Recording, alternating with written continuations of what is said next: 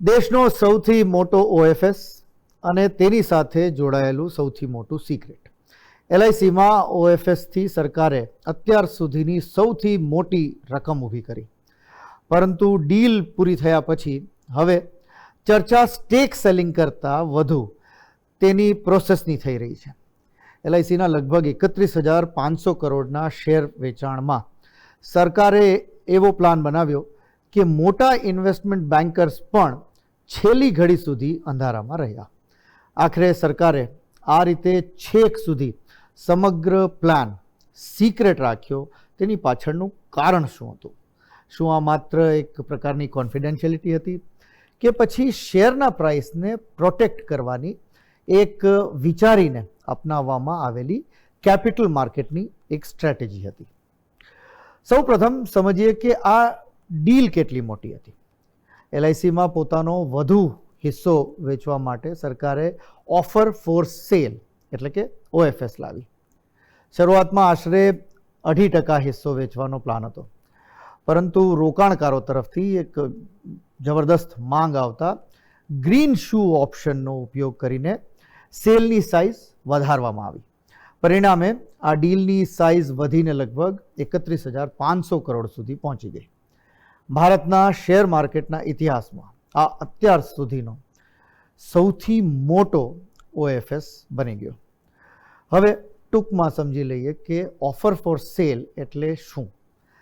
જ્યારે માર્કેટ પર પહેલેથી લિસ્ટેડ કોઈ કંપની હોય, એનો મોટો શેર હોલ્ડર જેમ કે સરકાર કે પ્રમોટર પોતાનો હિસ્સો શેર માર્કેટ મારફતે જાહેર ઇન્વેસ્ટર્સને વેચે, ત્યારે તેને ઓએફએસ એટલે કે ઓફર ફોર સેલ કહેવાય. એટલે કંપની નવા શેર બહાર નથી પાડતી, માત્ર હાલના માલિક પોતાના શેર વેચે છે. હવે સમજીએ કે આટલી મોટી ડીલમાં વિવાદ ક્યાંથી અને કેમ શરૂ થયો. સામાન્ય રીતે આવી હજારો કરોડોની ડીલ માટે અઠવાડિયા પહેલાંથી એક તૈયારી શરૂ થઈ જાય. પણ એલઆઈસીના ઓએફએસમાં ડીલ ક્યારે લોન્ચ થશે તેની ચોક્કસ માહિતી છેલ્લી ઘડી સુધી કોઈને પણ ખબર નહોતી. ફ્લોર પ્રાઇસ સહિતના મહત્વના નિર્ણયોની માહિતી લિમિટેડ સર્કલ સુધી જ રાખવામાં આવી. ઘણા ઇન્વેસ્ટમેન્ટ બેન્કર્સને ડીલ લોન્ચ થવાના થોડા કલાકો પહેલાં જ જાણ કરવામાં આવી. તેથી બેન્કર્સને રોકાણકારો સાથે લાંબા રોડ શો કરવાનો સમય ન મળ્યો.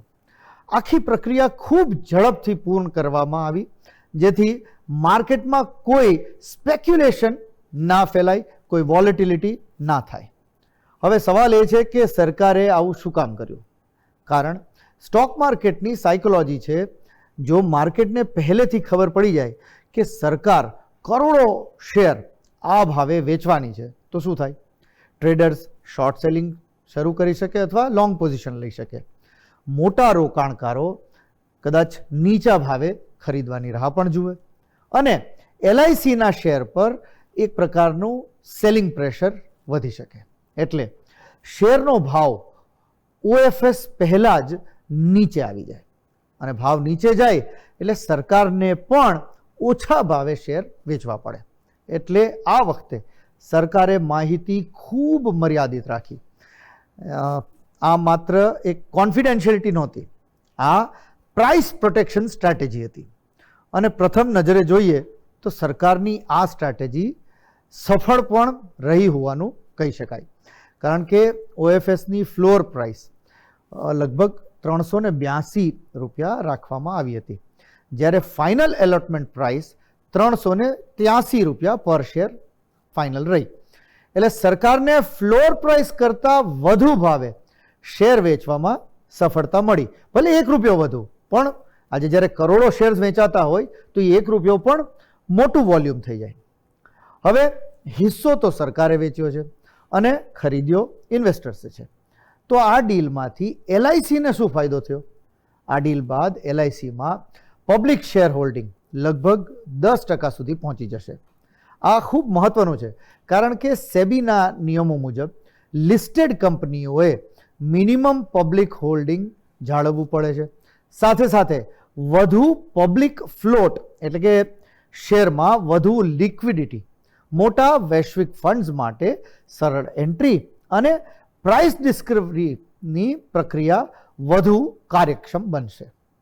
સરકારે જે રીતે એલઆઈસીમાં સિક્રેટ રાખીને પોતાનો હિસ્સો વેચ્યો છે એ એક મોટો મેસેજ છે. છેલ્લા કેટલાક વર્ષોથી સરકાર ડિસઇન્વેસ્ટમેન્ટ અને એસેટ મોનેટાઇઝેશન દ્વારા સરકારી કંપનીઓમાંનો હિસ્સો વેચીને ડેવલપમેન્ટ માટે એક કોર્પસ ઊભું કરી રહી છે. હવે એલઆઈસીમાં અપનાવાયેલું ઝડપી અને એક પ્રકારનું સિક્રેટ એક્ઝિક્યુશન મોડલ સરકારના મતે જો સફળ રહ્યું હોય તો આગામી સમયમાં કોલ ઇન્ડિયા છે, ગેલ છે, એનએચપીસી, બેંક ઓફ બરોડા જેવી અન્ય સરકારી કંપનીઓમાં પણ આવી જ ઝડપથી સ્ટેક સેલ જોવા મળી શકે છે. એટલે કે સરકાર પોતાનો શેર માર્કેટ ટાઈમિંગ પણ એક વેચવાની સ્ટ્રેટેજી અપનાવી રહી છે. એટલે એલઆઈસીનો આ ઓએફએસ માત્ર 31,500 કરોડની ડીલ નથી. તે સરકારની નવી ડિસઇન્વેસ્ટમેન્ટ સ્ટ્રેટેજી, બજારની સાયકોલોજી અને રોકાણકારો માટે એક મહત્વનું લર્નિંગ પણ છે. તમે જુઓ કે નરેન્દ્ર મોદી સરકાર જ્યારથી આવી છે ત્યારથી કોઈ પણ નિર્ણય છેલ્લી ઘડી સુધી કોઈને ખબર નહોતા રહેતા. એ આજ સુધી રાજકીય નિર્ણયો પૂરતું રહેતું. આ પહેલી વખત આપણે આર્થિક નિર્ણયમાં પણ એ જ મોડલ અપ્લાય થતું જોઈ રહ્યા છીએ.